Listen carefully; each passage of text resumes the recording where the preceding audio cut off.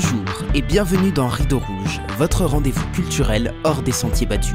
Je suis Alex, metteur en scène et fondateur du Bazar Culturel. Après avoir été 7 ans directeur de compagnie, j'ai monté un centre d'animation itinérant pour démocratiser l'accès à la culture et encourager les pratiques artistiques populaires. Dans ce podcast, je pars chaque semaine à la rencontre de personnalités, libres penseurs ou collectifs qui contribuent par leurs actions au partage des savoirs et des expériences. Alors si vous êtes à la recherche d'une parole engagée, montez vite à bord car le départ est imminent. Hello à tous, très heureux de vous retrouver pour ce 65e épisode de Rideau Rouge. Avant toute chose, et pour les personnes qui ne l'auraient pas encore vu, j'ai annoncé il y a quelques jours l'arrêt du podcast à partir du 70e épisode. Une vidéo est parue sur ma chaîne YouTube dans laquelle j'explique tout ça en détail et où je vous en dis plus sur la suite. Je vous invite vraiment à aller la regarder. Sachez juste que j'ai envie de terminer cette série sur un feu d'artifice avec un épisode collaboratif. Aussi, je vous invite toutes et tous à me faire parvenir sous forme d'enregistrement audio votre réponse à la question « Quel événement m'a fait prendre conscience de ma classe sociale, de mes privilèges ou de mes non-privilèges, de l'existence des rapports de domination ?» Toutes vos réponses seront compilées pour organiser un dernier épisode qui abordera peut-être des sujets qui n'ont pas encore été abordés dans l'émission. Vous trouverez l'adresse mail pour l'envoi des fichiers en description du podcast. Allez, place à l'épisode du jour. Mon invité s'appelle Romain Jallet.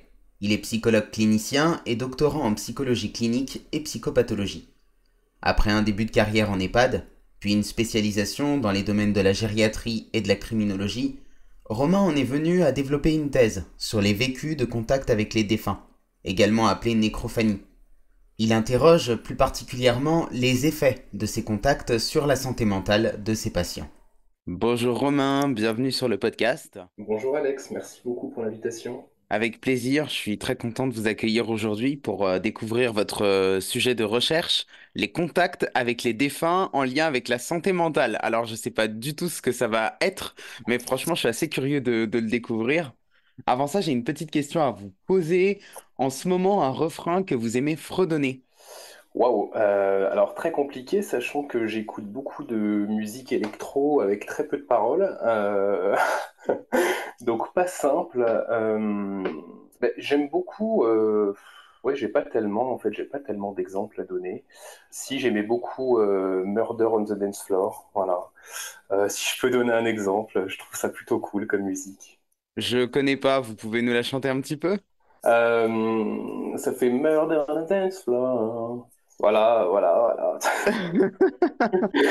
Ok, bon, top.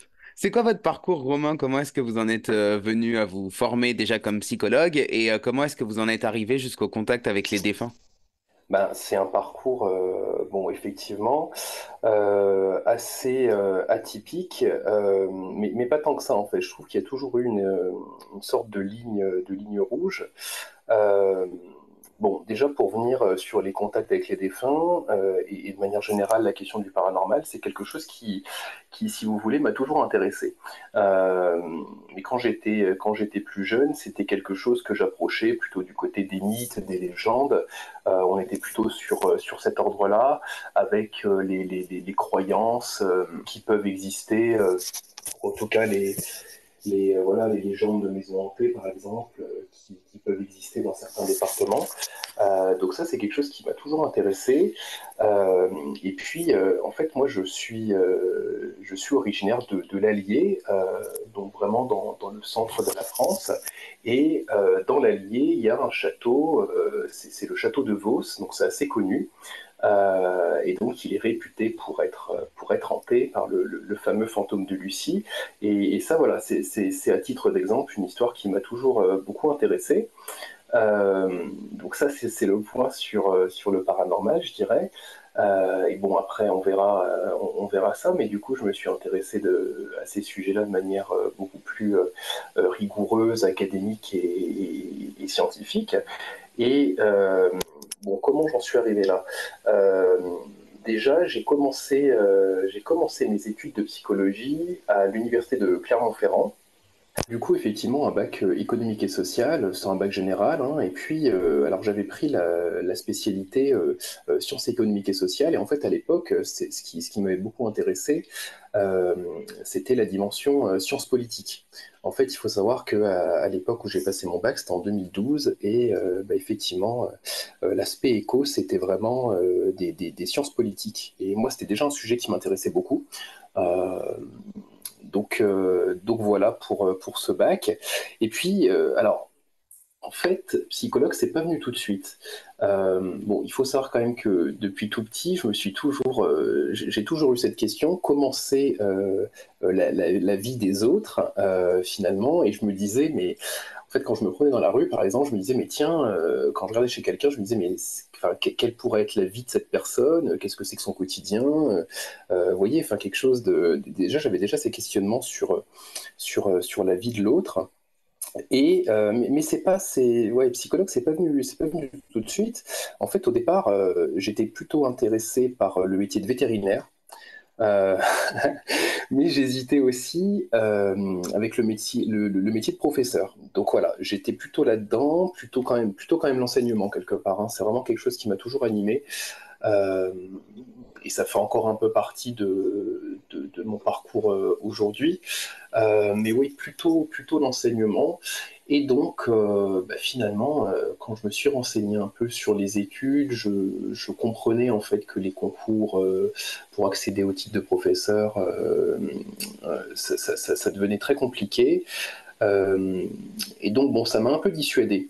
Et puis, finalement, donc en me renseignant un petit peu, alors j'avais opté quand même pour un. Alors, moi, j'avais passé en fait le concours d'entrée à l'époque. Euh, C'était au niveau de la Croix-Rouge pour entrer en formation d'assistant de service social, assistant social. Et donc j'avais quand même déjà une appétence, si vous voulez, pour le travail social. Euh, j'ai été reçu à ce concours, hein, mais en fait il y a eu un espèce de concours de circonstances à ce moment-là. Euh, Finalement, j'avais pas obtenu la réponse assez tôt, ce qui fait que du coup, en fait, je suis rentré en fac de psycho avant d'obtenir la réponse. Et alors, du coup, je regrette pas, hein, je regrette pas du tout, mais du coup, c'est comme ça que je suis rentré en fac de psycho. Bon, les années de licence, disons que on peut pas dire que j'étais passionné. J'avais pas encore trouvé ma voie, si vous voulez. C'était la licence de psycho, c'est quand même assez généraliste. Voilà, vous avez quand même accès euh, aux grandes spécialités hein, de la psychologie, mais c'est quand même très généraliste. Et c'est à partir du master, donc en fait j'ai fait, comme je disais, ma licence à Clermont-Ferrand, j'ai fait mon master 1 à Rennes et mon master 2 à Besançon. Euh, il faut savoir qu'il y avait en fait à l'époque, il y avait une sélection entre le master 1 et le master 2, ce qui fait que du coup ça vous coupait en fait à la quatrième année. Et avec un master 1 de psycho, sur le marché du travail, on ne peut pas faire grand-chose. Du coup, moi, j'ai pas été pris à la première sélection. Peut-être que mon dossier n'était pas suffisant, c'est possible aussi, hein, même si j'ai commencé à vraiment me révéler à partir du Master 1, puisque j'étais à Rennes, et à Rennes, en fait, en psychopathologie, il y avait une approche plutôt lacanienne, c'était la psychanalyse. Euh, et là, vraiment, je suis tombé dans un bain théorique qui m'a vraiment passionné. Alors, c'était extrêmement complexe et en même temps, c'est ce que j'aimais. C'était vraiment une période alors, qui a demandé beaucoup de travail, hein, mais en même temps tout à fait passionnant sur le plan intellectuel. Et donc, première sélection, en fait, j'avais pas candidaté dans suffisamment d'universités, certainement. Et puis, d'autres avaient certainement des dossiers enfin, en tout cas, peut-être meilleurs que les miens. Euh, donc, du coup, j'ai travaillé pendant un an en tant qu'assistant d'éducation dans un lycée polyvalent, donc à la fois général et professionnel. Et ben, ça a été une excellente opportunité professionnelle. J'ai beaucoup appris auprès des jeunes. D'ailleurs, je suis encore en contact avec certains et certaines d'entre eux. Donc ouais, ça a été vraiment une super expérience. Et du coup, ça m'a permis d'enrichir, en fait, si vous voulez, mon CV, on pourrait dire. En fait, à la deuxième tentative pour entrer en Master 2, du coup, voilà, j'ai été sélectionné à l'université de Besançon. Donc, il y avait en fait à l'époque un entretien qui suivait en fait une phase de sélection sur dossier. Mais bon, on était sur des centaines de demandes pour 15 à 20 places par master. Donc, bon, autant dire que la sélection était assez rude. J'ai très mal vécu cette période, hein, d'ailleurs, hein. C'était très compliqué. Euh, mais donc voilà comment je suis arrivé au titre, en tout cas, au titre de psychologue, puisque après, en fait, vous pouvez exercer directement après les 5 ans, hein, après Master 2, et puis certains font le choix de s'orienter vers le doctorat après, donc vers une thèse, ce qui était mon cas. Euh, donc, ce qui s'est passé, en fait, j'ai attendu plusieurs années, puisque j'ai été diplômé en 2018. 2018, donc vous voyez, j'ai commencé la thèse en 2023, septembre 2023. Euh, donc voilà un petit peu au niveau de mon parcours.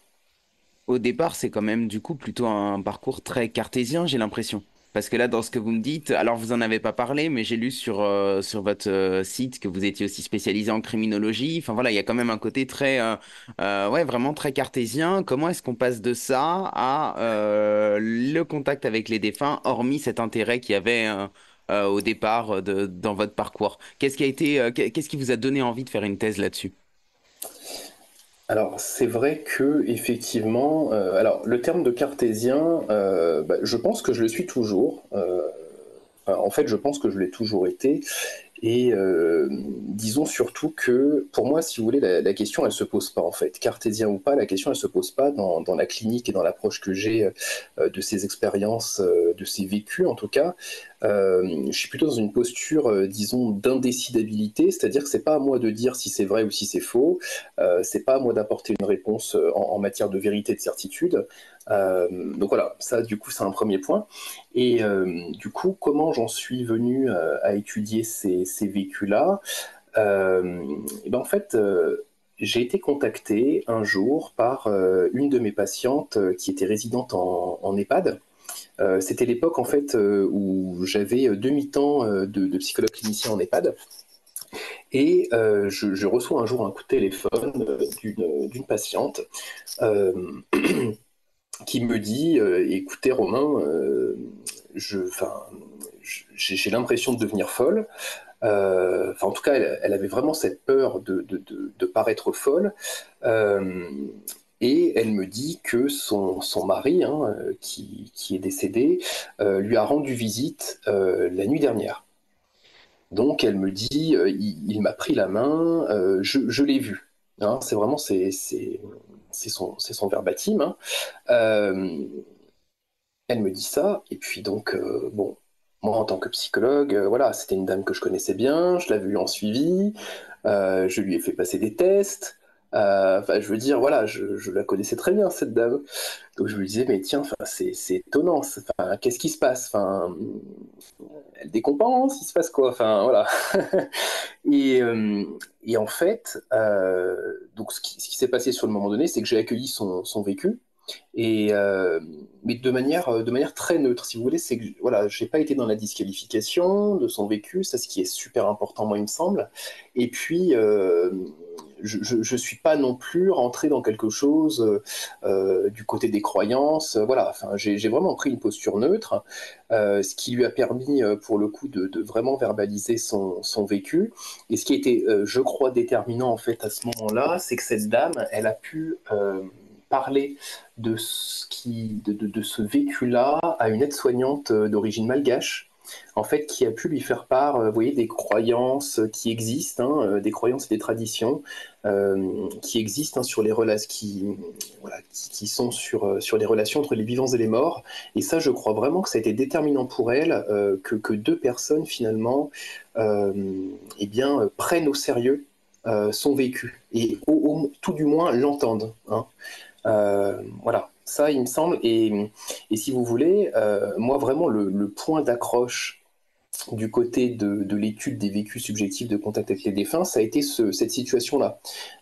Puisque je me suis dit, mais tiens, en tant que psychologue, avec les théories qui sont les nôtres, comment est-ce qu'on peut accueillir ces vécus? Comment est-ce qu'on peut les comprendre? Comment est-ce que la psychologie peut tenter de les comprendre? Et puis finalement, quelles répercussions est-ce que ces vécus-là peuvent avoir sur la santé mentale en général? Parce que finalement, vous voyez, cette dame, c'était assez paradoxal, parce que d'un côté, elle avait peur de paraître folle, mais en même temps, textuellement, elle me disait, mais c'est un cadeau du ciel ce qui m'est arrivé. Vous voyez, enfin, il y a vraiment quelque chose d'assez paradoxal. Oui, c'est-à-dire que ce soit vrai ou pas vrai, finalement, ça importait peu parce qu'en fait, le résultat pour elle, il était le même, à savoir qu'elle se sentait bien de l'avoir vécu, quoi. C'est exactement ça en fait. Pour moi, le propos, c'est pas de dire voilà, c'est la vérité ou pas, ça s'est passé ou pas. C'est vraiment comment la personne, si vous voulez, se saisit de son vécu, comment est-ce qu'elle l'interprète, et pourvu que ça soit positif. D'ailleurs, il y a des études là-dessus qui ont été menées et qui ont montré en fait que ce type de vécu peut avoir déjà, ça pourrait être une réaction adaptative à la perte, c'est-à-dire une stratégie d'adaptation, une stratégie de coping, mais également, ce qu'on se rend compte, c'est bien les effets thérapeutiques, les bienfaits que ça peut avoir sur une personne, c'est-à-dire que quelqu'un qui vous dit c'est un cadeau du ciel, enfin son processus de deuil, si on peut parler de travail de deuil d'ailleurs, parce que ça peut être critiquable, mais en tout cas, ça peut l'améliorer. Donc ça, en tant que psychologue, moi, c'est vraiment quelque chose qui m'interroge et qui m'intéresse sur le plan thérapeutique. Est-ce que dans le cadre de vos recherches, du coup, vous avez été amené à collaborer aussi avec des médiums, avec des chamans? Vous parliez de cette personne donc, qui est d'origine malgache, mais il y en a d'autres. Alors, des chamans, non, pas encore. Peut-être que ça viendra d'ailleurs. En tout cas, moi, j'y suis tout à fait favorable. J'ai pas mal de médiums, effectivement, qui m'ont contacté. Parce qu'en fait, ce qui s'est passé, c'est qu'en septembre 2023, donc là, j'en étais qu'à l'élaboration de mon projet doctoral. Et j'étais vraiment soucieux, si vous voulez, d'avoir accès à d'autres vécus, parce que je me disais quand même, enfin, si cette dame a vécu quelque chose, d'autres personnes doivent être concernées. Donc j'ai lancé un appel à témoignages. J'avais quand même obtenu 20 réponses. Bon alors, il y avait deux hommes. La question du genre est intéressante là, parce qu'il y avait quand même deux hommes pour 18 femmes. Donc voilà, bon déjà ça interroge. Euh, et parmi ces personnes, effectivement, des médiums m'ont contacté. Euh, donc moi, je suis tout à fait favorable à pouvoir échanger, à pouvoir collaborer avec, avec ces personnes. Et ce qui est très intéressant d'ailleurs, c'est de pouvoir avoir accès aux témoignages de ces personnes dans la mesure où euh, elles m'expliquent que l'expérience de la médiumnité, euh, c'est quelque chose qui nécessite un apprentissage long. Et notamment en termes de comment est-ce que je suis capable de mettre les limites ou pas, comment est-ce que j'accepte le vécu de contact, comment je peux le refuser. Enfin, vous voyez, il y a vraiment quelque chose de cet ordre. Et donc là, il y a peut-être une collaboration qui va se dessiner avec une médium, peut-être pour assister à un de ces rendez-vous. Euh, donc voilà, là, j'en sais pas encore assez, il faut qu'on définisse vraiment davantage, mais en tout cas, oui, je suis tout à fait ouvert à la collaboration et à l'échange. Du coup, de manière générale, quels sont les liens qu'on peut faire entre contact avec les défunts et santé mentale? Outre l'aspect thérapeutique que ça peut avoir, est-ce qu'il y a il y a d'autres bienfaits, il y a d'autres choses qu'on peut signaler? Alors, ce qu'on observe en tout cas, c'est que, en tout cas, moi j'ai l'impression qu'il y a très peu de vécus de contact avec les défunts qui sont négatifs, qui ont une valence négative. Donc ça, c'est assez intéressant. Il y a une étude justement d'Evrard et de ses collègues en 2021 qui portait justement sur les vécus effrayants, hein, les vécus subjectifs de contact avec les défunts effrayants. Ils sont assez peu nombreux. Donc ça c'est pareil, hein, c'est intéressant sur le plan de la phénoménologie, parce qu'on pourrait se demander, mais finalement, pourquoi est-ce qu'il y aurait davantage de VSCD, on parle de VSCD, hein, voilà, pourquoi il y aurait davantage de VSCD qui seraient positifs, qui seraient vécus de manière positive, plutôt que négative. Moi ce que j'observe quand même, c'est qu'il y a aussi des vécus qui sont assez neutres. Euh, on a aussi des personnes qui vont rapporter euh, avoir vécu un contact avec une personne, avec un défunt inconnu. Hein, ça peut arriver. Donc voilà, ça c'est assez variable. Sinon, au niveau de la santé mentale, il y a vraiment quelque chose du côté de l'apaisement. On a aussi des études qui vont montrer. Alors, il y a une revue de littérature qui avait été faite. Il me semble que c'est une méta-analyse qui montrait qu'il était possible de faire un lien entre l'apparition d'un VSCD et l'apaisement des syndromes dépressifs réactionnels à un deuil. Donc ça, vous voyez que c'est super intéressant. En tant que psy, voilà, avoir ces notions-là, c'est quand même pas rien. On a quelque chose, oui, du côté de l'apaisement, évidemment, de tout ce qui va être symptômes du deuil. Euh, on peut avoir cette idée de réaction adaptative face à la perte. Et ce qui est intéressant aussi, moi, il me semble, c'est vraiment l'idée que les VSCD, alors qu'on appelle aussi des nécrophanies, ces expériences-là, en fait, elles vont permettre une élaboration de la perte du défunt. Donc ça, c'est tout à fait intéressant. Alors là, on pourrait se rapporter un petit peu au travail de Winnicott, hein, avec l'idée d'un objet transitionnel.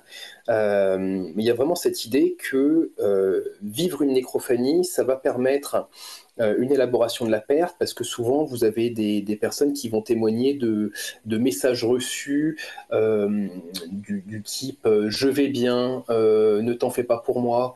Euh, voilà, je suis bien où je suis. Donc voilà, vous avez des messages qui sont en tout cas assez positifs.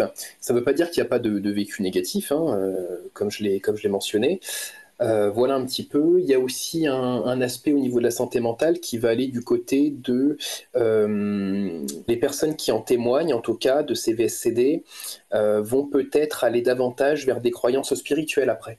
Donc ça peut être l'amoindrissement du coup de la peur de la mort, parce que des personnes vont croire en la vie après la mort. Donc ça peut aussi les rassurer euh, quant à cette crainte.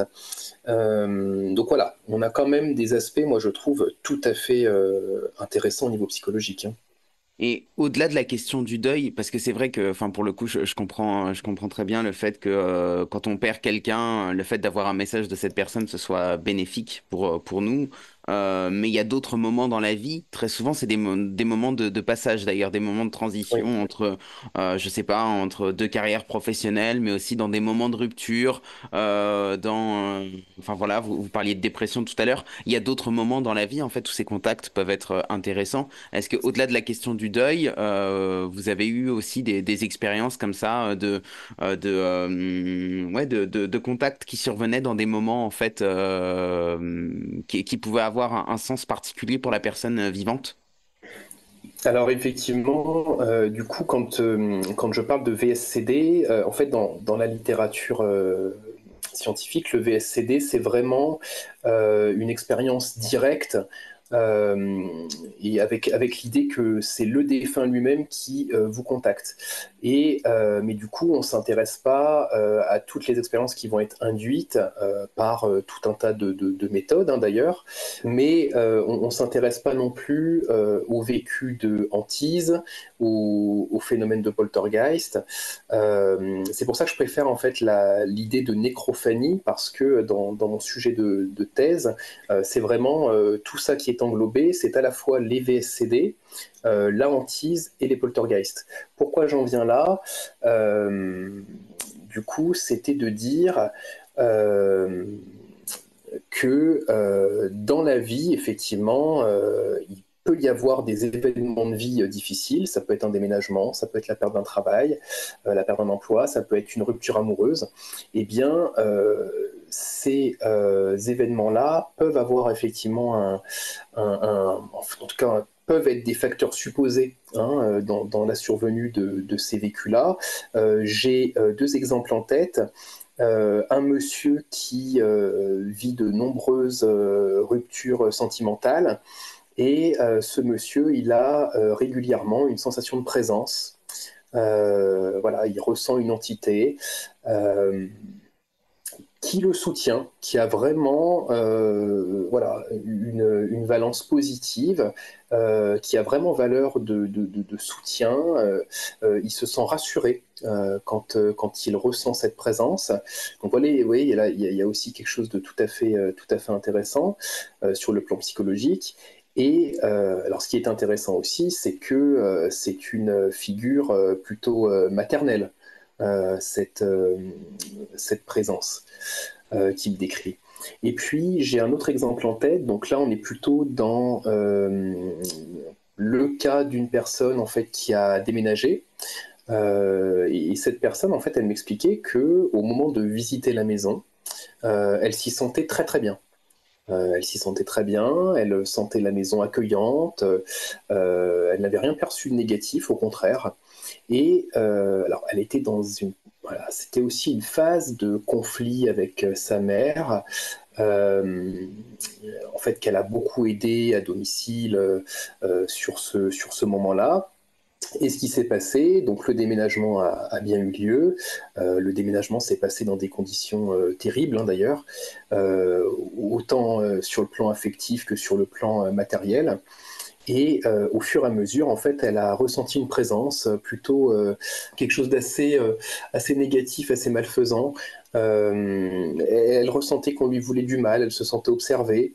Et puis, alors, ce qu'elle rapporte, hein, cette dame, c'est que elle a vécu des phénomènes de poltergeist avec des cartons, notamment. En fait, c'est une dame qui a écrit un livre, et elle avait des cartons remplis de ses ouvrages, et les cartons se sont renversés.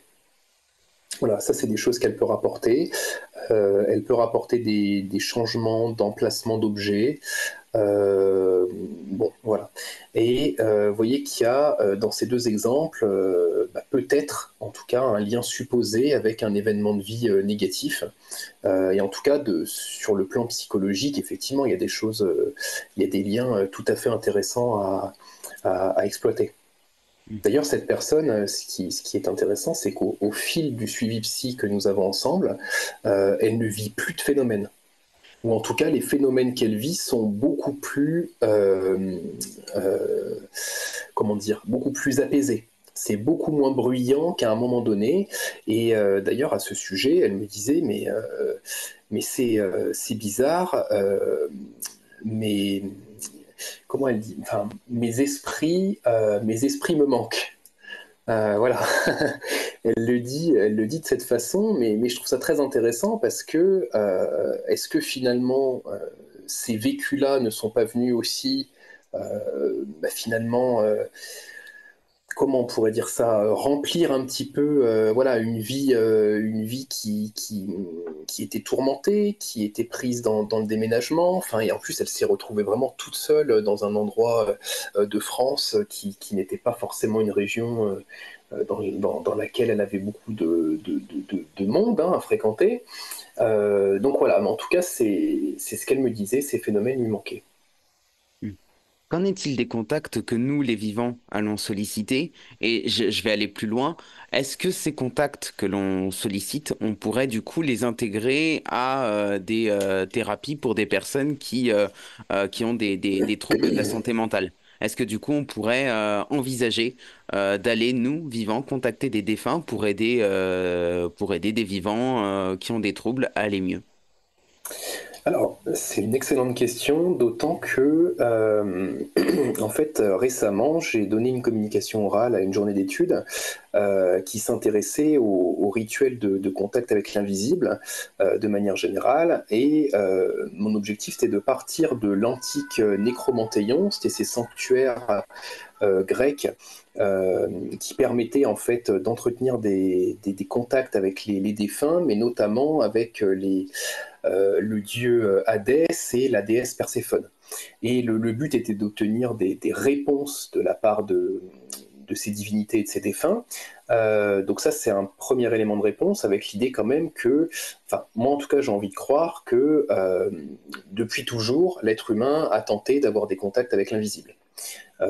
Et je dis l'invisible de manière générale, hein.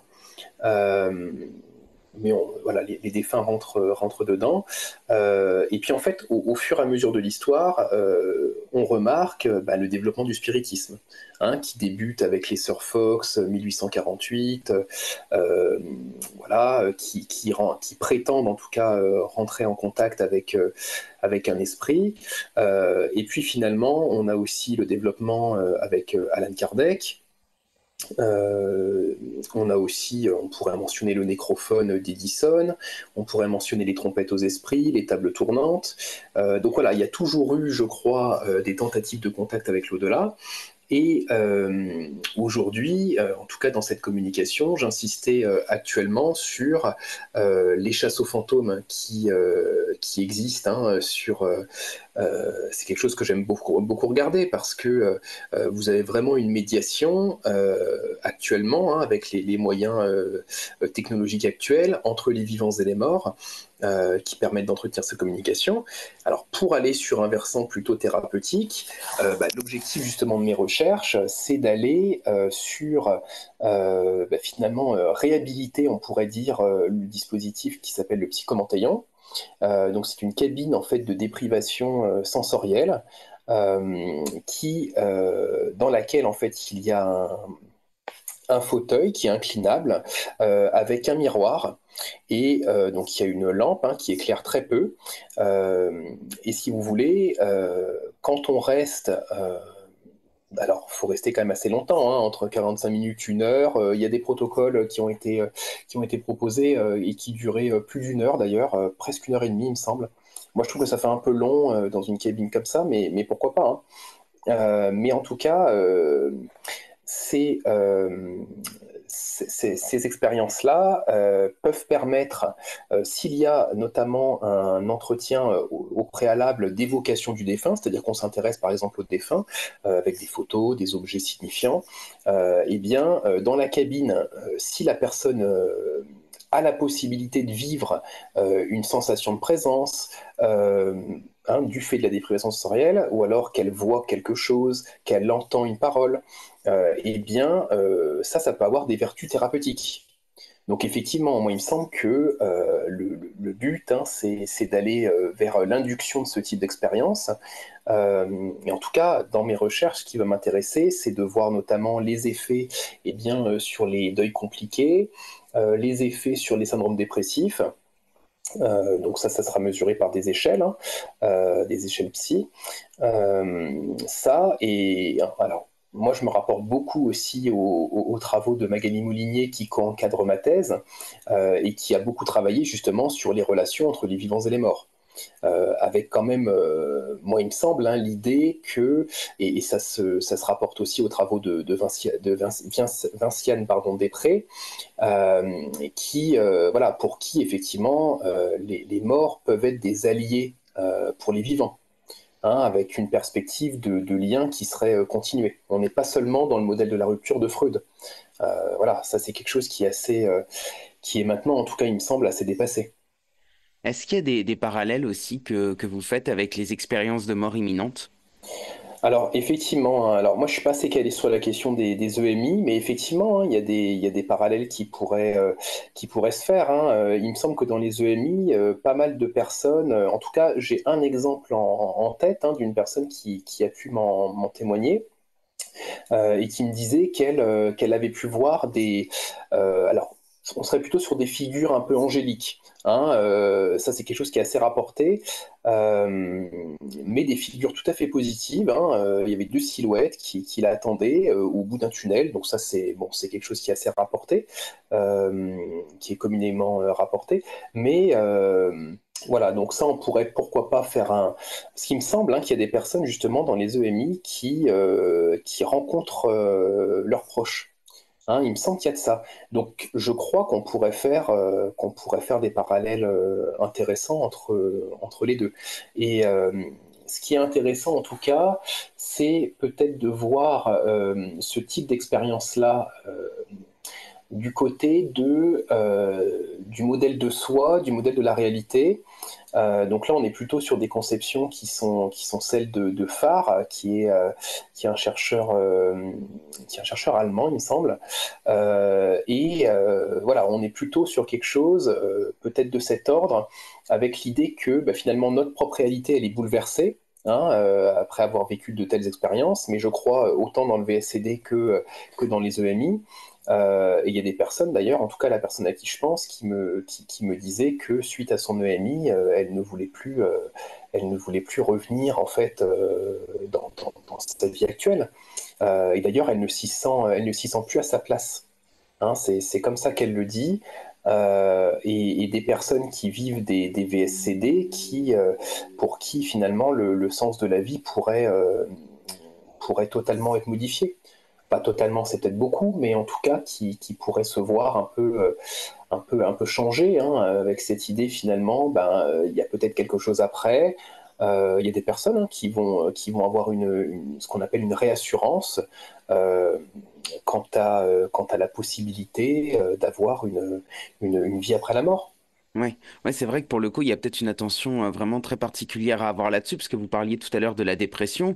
On pourrait très bien imaginer que quelqu'un dans une situation de dépression qui découvre qu'il y a une vie après la mort, bah soit du coup ce soit encore pire, parce que du coup ça lui donne l'impression que ça va jamais s'arrêter, soit au contraire il se dit bah c'est bon, du coup autant que je mette fin à mes jours tout de suite, comme ça je passe de l'autre côté, ça a l'air tellement mieux de l'autre côté, autant que j'y aille tout de suite. Et en fait ça pourrait du coup avoir un impact négatif plutôt que positif. Bah, c'est vrai que alors c'est intéressant votre remarque parce que je m'étais jamais posé la question sous cet angle, mais effectivement, je pense que pour des personnes, ouais, ça pourrait tout à fait s'entendre comme ça. Enfin, en tout cas, vraiment pour la personne à qui je pense là, qui avait vécu cette EMI, enfin, elle ne se sent pas, disons, en adéquation. Elle ne se sent plus en fait en adéquation avec le monde actuel. Et bon, il y a quand même des syndromes dépressifs, hein, chez cette personne, mais quand même, enfin voilà, je pense que ça bouleverse vraiment beaucoup les modèles de la réalité de la personne. Vous parliez tout à l'heure des questions de genre. Qu'est-ce que vous pouvez en dire? Comment se fait-il, selon vous, qu'il y ait plus de femmes que d'hommes qui soient concernés? Alors, c'est une question qui me fait sourire parce que ça a été vraiment un moment, enfin en tout cas au début de mes recherches, je me suis dit, mais tiens, c'est quand même étonnant euh, que si peu d'hommes me contactent. Euh, Alors, de ce que disent quelques études, c'est que les hommes auraient davantage peur de ce type d'expérience. Hein, voilà, ils auraient davantage peur des expériences exceptionnelles et que les femmes auraient davantage tendance euh, à en parler, tout du moins, enfin voilà, à oser en dire quelque chose. Donc ça, c'est assez intéressant. Je pense quand même que les femmes sont plus ouvertes euh, à l'échange sur ces sujets-là par rapport aux hommes. Euh, mais il y a déjà de fait, de toute façon, il me semble, hein, alors là, c'est des généralités. Moi, je sais pas enfin, j'aime pas trop ça, mais il me semble quand même que les femmes sont plutôt, disons, à l'aise avec leurs émotions, avec le partage de ces émotions par rapport aux hommes. Enfin, on est quand même dans une culture qui est encore très marquée par cette différence de genre trop peut-être à mon sens. Mais voilà, donc déjà je pense qu'on pourrait, oui, je pense qu'on pourrait l'approcher de ce côté-là. Est-ce que au cours de vos recherches, vos croyances ont évolué du coup? À quel niveau? De manière générale, bah voilà, par exemple sur l'aspect paranormal, vous qui aviez déjà un point de départ qui était quand même assez précis, est-ce que depuis il y a eu d'autres choses? Est-ce que ça a un peu bougé? Vous n'êtes pas obligé de rentrer dans les détails si vous voulez pas, mais au moins de nous dire un petit peu, voilà, si ça s'est décalé. Alors honnêtement, enfin, il n'y a pas eu de décalage en fait. Le point par contre qui a été super intéressant, c'est que en fait quand j'étais beaucoup plus jeune, quand j'étais enfant, je regardais déjà des émissions sur le sujet. Et, en fait, ça me mettait dans des états d'angoisse. Voilà, enfin, c'était en plus c'est scénarisé, c'est voilà, c'est flippant ces émissions. Donc il y avait vraiment beaucoup d'anxiété et de crainte par rapport à ces phénomènes, ces expériences. Alors qu'aujourd'hui, je les approche avec, en fait, sans anxiété, de manière beaucoup plus neutre. Donc je dirais que s'il y a vraiment quelque chose qui a changé, c'est ça. Et quelque chose peut-être qui a été renforcé chez moi dans l'approche de ces expériences exceptionnelles, c'est vraiment l'ouverture d'esprit en fait par rapport à ce type de vécu, la tolérance, le fait de ne surtout pas les disqualifier chez les personnes qui en témoignent. Je dirais que c'est vraiment ça qui a été changé. Sinon, non, c'est vrai que j'ai pas développé de croyances plus spirituelles. Voilà, j'ai pas du tout été marqué par un changement, disons, de paradigme spirituel. Mais ça aurait pu, hein, pourquoi pas. Hein. Et c'est quoi alors les prochaines étapes de vos recherches, si vous avez le droit d'en parler? Alors, ce que je peux dire effectivement, c'est que, bon bah, je crois que la revue de littérature, c'est quelque chose déjà qui me suivra tout au long de la thèse. Hein. En fait, moi, je suis convaincu que même la veille de la soutenance, vous avez toujours des articles qui sortent. Euh, donc, je pense que ça sera pour, voilà, ça sera pour toujours. Mais c'est très bien parce que je trouve ça super intéressant. La prochaine étape, là, c'est vraiment de travailler sur la partie vraiment très pratique du côté du psychomanteillon, donc l'aménagement de la cabine, de déprivation sensorielle, et puis il y a tout le côté éthique. Donc là, le versant éthique, donc comité de protection des personnes, donc c'est un comité d'éthique, hein, si vous voulez. Donc voilà, il y a tout un dossier à travailler. Donc là, c'est vraiment la prochaine étape sur laquelle je vais commencer à travailler. Il y a toute la partie, disons, décoration de la salle. Alors décoration, c'est un peu... enfin, c'est vraiment l'idée, voilà, créer une atmosphère qui soit suffisamment contenante, suffisamment apaisante, qui mette les personnes en sécurité. Sur le plan psychique. Donc ça, voilà, c'est vraiment cette partie-là. Il y avait tout un travail aussi sur, bah, évidemment, des budgets. Hein, alors, très sincèrement, c'est quelque chose qui m'est très compliqué. Mais voilà, il faut en passer par là, c'est très important. Et voilà un petit peu. Si après, c'est vrai que j'ai quand même un peu pour... peut-être là pour objectif bah, de commencer peut-être des visites de lieux réputés hantés. Ce serait intéressant. Voilà. Enfin, moi, de toute façon, j'ai toujours été pour le fait de me confronter aux choses. Ça, il me semble qu'il faut expérimenter les choses pour les comprendre. Donc voilà. Si vous aviez le pouvoir de changer le monde, si vous aviez une baguette magique, par où est-ce que vous commenceriez? Bah, c'est une excellente question parce que je crois qu'il y aurait quand même pas mal de choses à changer. Euh, Ce que j'aimerais changer, c'est beaucoup plus de tolérance, beaucoup plus d'ouverture d'esprit. Moi, il me semble que c'est super important. Enfin, je trouve qu'on est dans une société qui a quand même tendance à s'extrémiser. Euh, Aussi bien dans le positif que le négatif, hein, d'ailleurs. Hein. Enfin, voilà, on pourrait en débattre, ça, mais et je crois qu'on est quand même, oui, dans une société qui s'extrémise beaucoup, qui devient quand même de plus en plus floue à certains endroits. Ça, je crois que ça aide pas. Euh, alors comment le faire de manière pratique? Ça, c'est une vaste question. Parce que je crois beaucoup en l'éducation. Euh, je crois beaucoup en la culture, le développement de la culture, le développement de l'art. Moi, il me semble que c'est vraiment des choses qui pourraient, oui, qui pourraient soutenir, qui pourraient aider. Merci beaucoup Romain, c'était un plaisir. Bon courage, bonne continuation dans vos recherches et à bientôt. Merci, à très bientôt. C'est la fin de cet épisode. J'espère qu'il vous aura plu et que vous en tirerez des pistes de réflexion intéressantes. Pour ma part, voici les 3 points que j'en retiens. Tout d'abord, le travail de Romain nous invite à nous interroger sur la posture du scientifique. Comment accueillir quelque chose que l'on ne comprend pas? Comment rester neutre? Ne pas disqualifier? Et surtout, comment tenter de comprendre? Ces questions sont valables dans le cas du contact avec les défunts, mais aussi de manière plus générale pour toute personne, scientifique ou non d'ailleurs, qui se retrouve face à quelqu'un dont elle ne comprend pas le positionnement. Nous avons souvent eu des invités sur cette chaîne qui parlaient de la difficulté de maintenir le dialogue entre citoyens lorsque l'on est en désaccord sur des idées. Je vais enfoncer des portes ouvertes, mais se mettre à la place de l'autre, accueillir son point de vue sans le disqualifier, est primordial pour que la discussion puisse continuer sans que personne ne se braque. Pour cette femme qui a dit à Romain avoir parlé à son mari mort, le fait que 2 personnes entendent ce qu'elle avait à dire a été déterminant pour elle. Ensuite, l'enjeu est de savoir quelle influence ces contacts pourraient avoir sur la santé mentale. En l'état actuel de ses recherches, Romain nous dit qu'il a constaté très peu de vécus de contact avec des connotations négatives.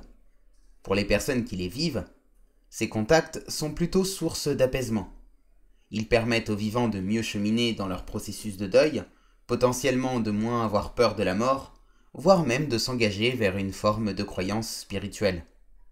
Romain parle même pour certaines personnes de cadeau du ciel. Il ne s'agit donc plus de savoir si ce contact est vrai ou non, ça a peu d'importance. Ce qui est intéressant, c'est quel effet il a, quand bien même il n'aurait été qu'un rêve ou une illusion. Enfin, Romain nous rappelle à juste titre qu'il y a toujours eu des tentatives de contact avec les défunts, voire avec l'au-delà de façon plus générale. À titre personnel, vous savez ce que j'en pense, et j'ai déjà accueilli sur cette chaîne de nombreuses personnes qui ont évoqué leurs pratiques spirituelles. À partir du travail de Romain, on peut légitimement se demander comment, pour les vivants, le fait de solliciter ces contacts, de demander de l'aide à nos proches disparus, à nos guides, à nos anges gardiens, peut être utilisé. Peut-on intégrer ça dans un parcours de soins pour aider des patients à aller mieux? Peut-on envisager de créer des binômes psychologues-médiums dans certains cas de figure? Ce serait selon moi une belle perspective d'évolution pour la médecine moderne. Si le podcast vous a plu, n'oubliez pas de lui laisser une note positive et de vous abonner si ce n'est pas déjà fait.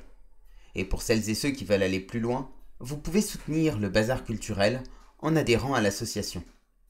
Le lien est en description, de même que toutes les informations relatives au travail de Romain. Merci d'avoir écouté cet épisode et à la semaine prochaine pour une nouvelle rencontre hors des sentiers battus.